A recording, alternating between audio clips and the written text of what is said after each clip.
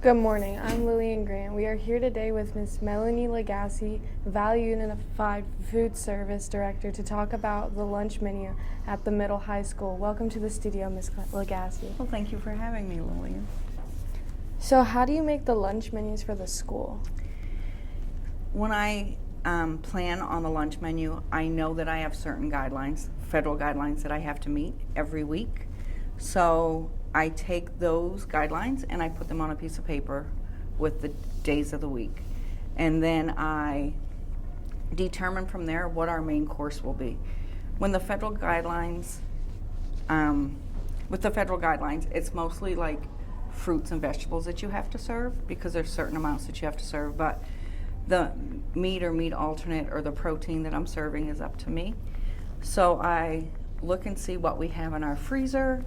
I determine what we can get from the local farm to school farmers that work with us in partnership, and that's how I determine what we're going to be serving.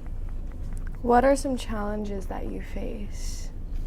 Some of the biggest challenges that I face are supply chain issues, because not everything is always available. Even though we order it on a regular basis, they may not have that product, and we won't know until we get our order that it was either marked out or subbed for something else. So that's one of the biggest challenges that we have. Another challenge that we have is a continually cost increase of food that's coming. How are the lunch menus being funded?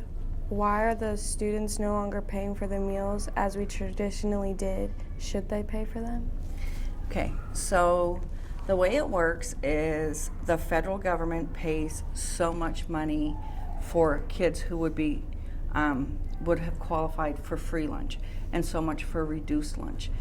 2 years ago or 3 years ago, the state decided to have a law in the state of Maine. We were the second in the nation.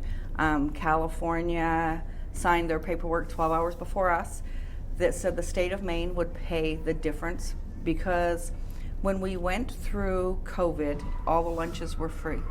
And it's hard to go back and ask the parents to start paying for lunches again.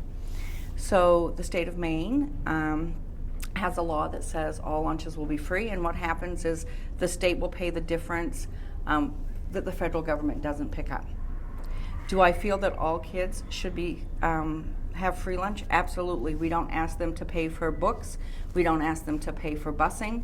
So the lunch program is part of their daily day at school, and I don't feel that they should have to pay.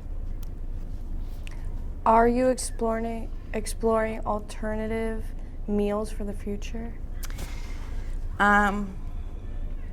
We have so many options right now as middle high school. You guys have 7 different options a day. Would I like to bring something else in? I would. Do I think I have the staffing to do that? No. I've already got the staff doing so many things that I don't think adding another thing would be sufficient for them, because it would take away from something else. We have a wonderful lunch program, one of the best ones in the county, and I don't want that to go away. 92% of our meals have something made from scratch in them every day. And there's not too many schools in Aroostook County that have that.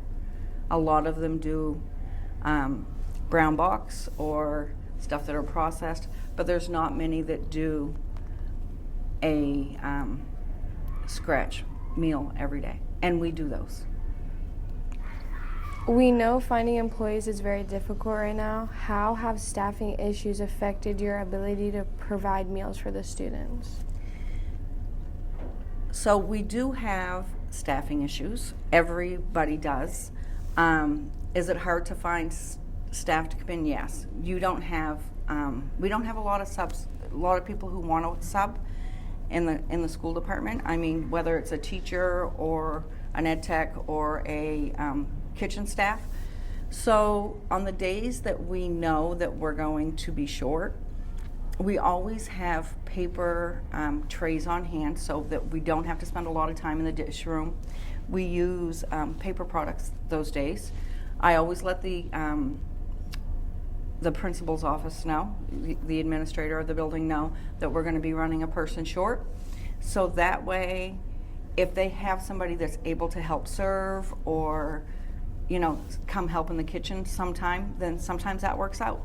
But I'm not going to make the staff so short. I mean, I will go help them in the kitchen if I'm available to do that. Is there anything else you would like to add? There is, actually. So March 20th, in this school, the Madawaska Middle High School, at 1:30, we are going to be having a cook-off. Child Nutrition has always had a cook-off, and they've never had it in Aroostook County before. So it was originally supposed to be hosted in Presque Isle, but because the only people that had signed up for that are our Valley Unified Kitchen staffs, we've moved it to the county, up to the Valley, so that we can have a friendly Valley Unified cook-off. And it starts at 1:30 if you guys want to come. This has been very informative, Ms. Lagasse. Thank you so much for visiting the studio. Thanks for watching.